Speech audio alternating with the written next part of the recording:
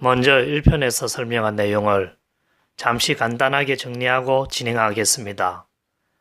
A라는 세상이 가진 죄로 인하여 A와 서로 겹치고 맞물려 있는 B라는 영적인 공간이 마귀와 사망의 영역이 되었기 때문에 A마저도 마귀와 사망의 영적인 지배를 받는 사망과 마귀가 다스리는 마귀의 영역이 되어버렸으므로 A에 살아가는 모든 사람들이 마귀와 사망에게 영적으로 속하여 마귀와 사망의 영적인 영향력을 그 내면에 받아 살아가므로 영이 죽어버렸고 또 그 사람들은 죽은 후 지옥 가고 먼 훗날 백보자 심판 때에 심판의 부활로 부활하여 불모소로 가는 끔찍한 운명을 가지게 되었습니다.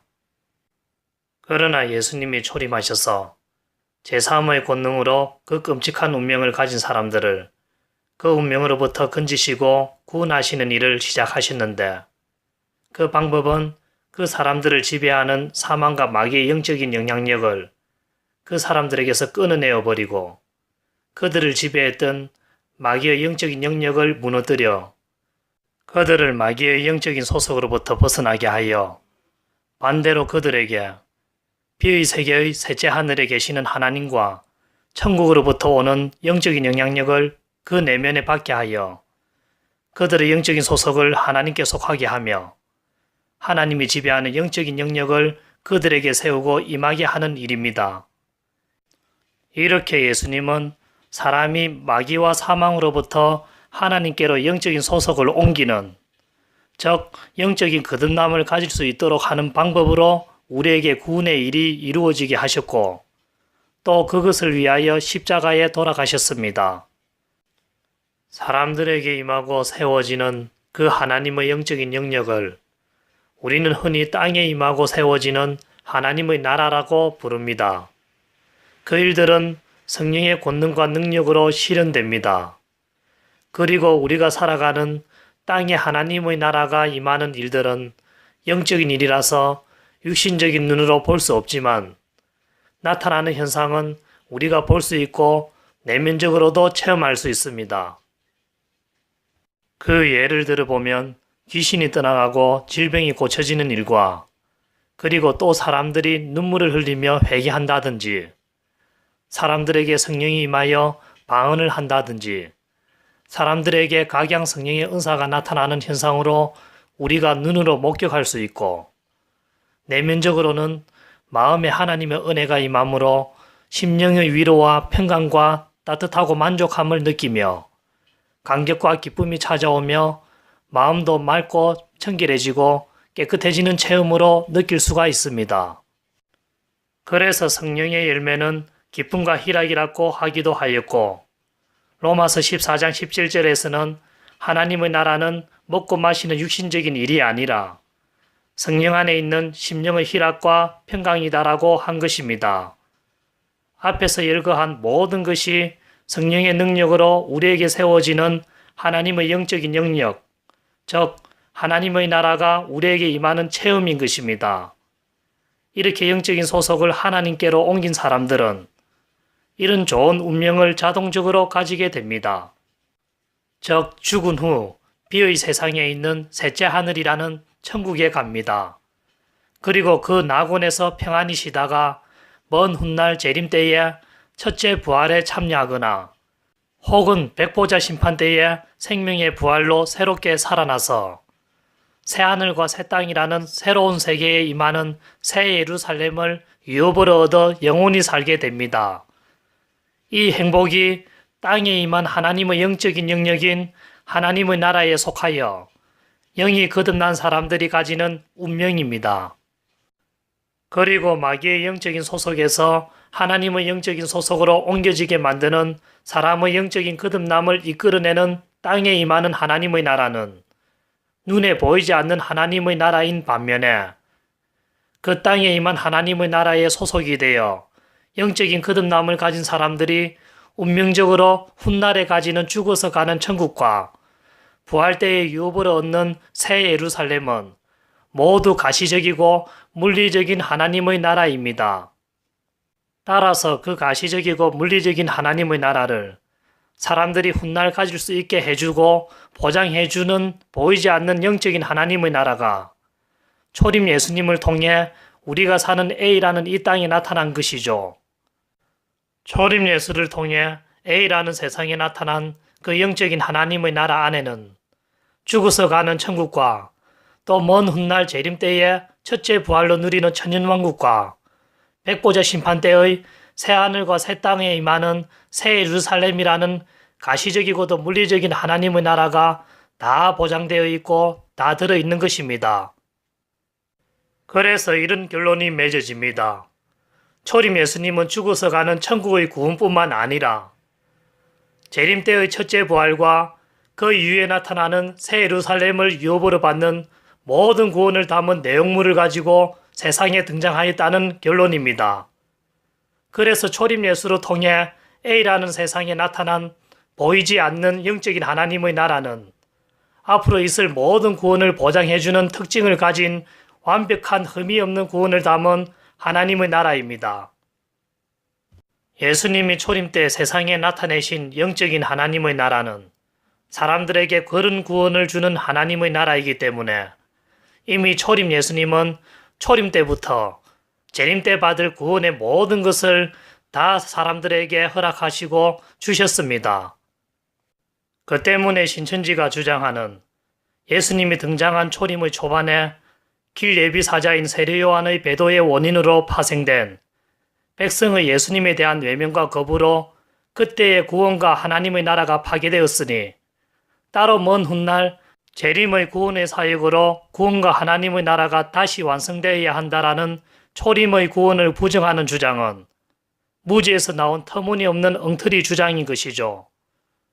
초림 때 이미 재림 때 받을 구원을 다 주시고 보장하여 초림 때 재림의 구원을 다 완성시켰는데 뭐 때문에 재림 때 따로 구원을 완성시킬 또 다른 구원의 사역이나 새로운 하나님의 나라의 임함이 필요하겠습니까? 그래서 신천지는 엉터리입니다. 초림 때 예수님으로 나타난 구원은 완벽하고 흠이 없으며 재림할 것 없이 모든 시대에 적용되는 유일한 완전한 구원이며 유일한 하나밖에 없는 구원의 방법입니다.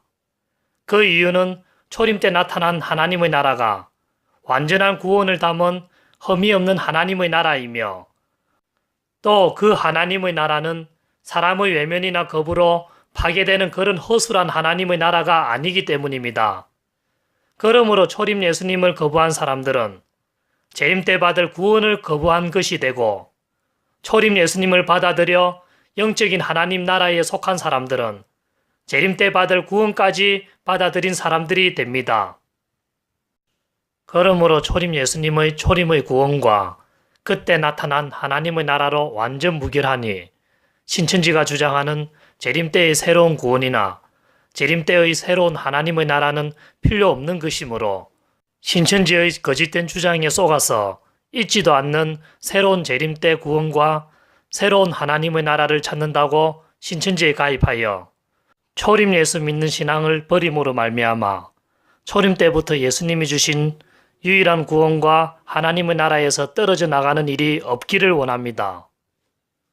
또 신천지는 초림 때 세례 요한이 배도함으로 세례 요한에게 있었던 하나님의 나라가 파괴되고 그뿐만 아니라 하나님의 완전한 나라의 건설이 무너졌다라고 하는데 이것도 무지한 엉터리인 이유가 세례 요한에게는 하나님의 나라 자체가 없으며 세례 요한이 선포했던 하나님의 나라도 자신의 것이 아니라 뒤에 등장하는 초림 예수님을 통해서 오는 하나님의 나라를 선포하였습니다.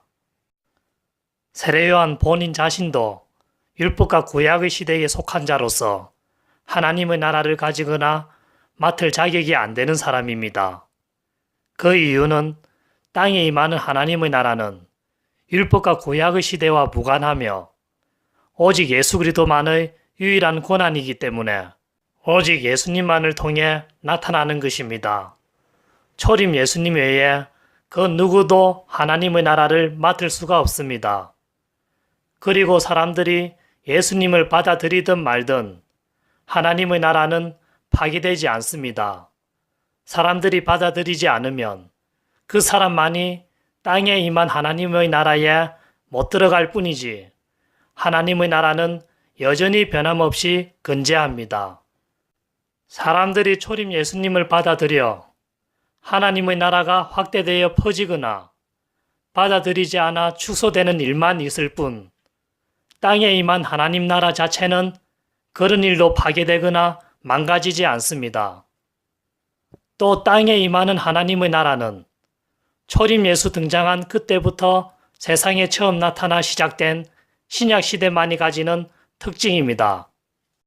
세례 요한의 때까지 한계를 가지는 구약과 율법의 시대와는 상관이 없습니다. 오직 율법과 구약은 초림 예수를 통해 그 완전한 구원을 담은 땅에 임한 영적인 하나님의 나라가 앞으로 나타나는 것을 사모하여 설명만 하고 예언만 하였지 하나님의 나라는 그 구약 시대와는 상관이 없습니다. 또 구약과 율법은 초림 예수의 등장으로 완전한 구원을 담은 영적인 하나님의 나라가 땅에 임할 것을 예언하였는데 그것은 구약과 율법이 아닌 새로운 일을 예언한 것이므로 초림 예수 등장 자체가 율법과 구약의 일이 아닌 새로운 일이 되는 것입니다. 구약과 율법은 세례 요한의 때까지며 그 뒤에 나타난 초림 예수의 등장 자체는 율법과 구약이 아닌 새로운 일이 되는 것입니다. 그 새로운 일 자체를 신약이라고 부릅니다.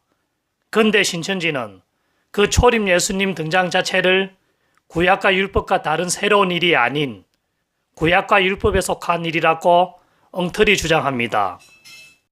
그 이유는 구약과 율법이 초림 예수의 등장을 예언하였으니 초림 예수 등장 자체가 구약과 율법의 예언이 성취되고 이룬 것이 되므로 초림 예수 등장 자체를 구약과 율법의 일이다라고 주장하는 것이죠. 한술 더 떠서 초림 예수의 등장이 그렇게 율법과 구약에 속한 일로서 나타났으나 세례 요한이 배도함으로 사람들이 예수님을 받아들이지 않아 완전한 하나님의 나라의 건설이 파괴되었으므로 구약과 율법이 깨어진 결과를 가져왔기 때문에 다시 초림의 중반부터는 예수님이 재림을 약속하여 신약을 다시 예언하였다라고 주장합니다. 그러나 구약과 율법이 구약과 율법에 속한 일을 예언한 것이 아니라 새로운 일로서 초림 예수님 등장을 예언하였으니 초림 예수님의 등장 자체가 구약과 율법에 속한 일이 아니라 새로운 일이며 구약과 율법의 예언이 성취되어지고 이루어지는 일도 율법과 구약으로 이루어지고 성취되어지는 것이 아니라 구약과 율법과 다른 새로운 일로 이루어지는 것입니다. 그래서 초림 예수 등장 자체가 율법과 구약에 속한 일이 아니라 새로운 일이며 초림 예수님과 함께 나타난 땅에 임하는 하나님의 나라도 구약과 율법과 상관없는 새로운 일입니다. 그 새로운 일 자체를 신약이라고 부릅니다. 신천지는 그래서 언약론이 완전 엉터리입니다.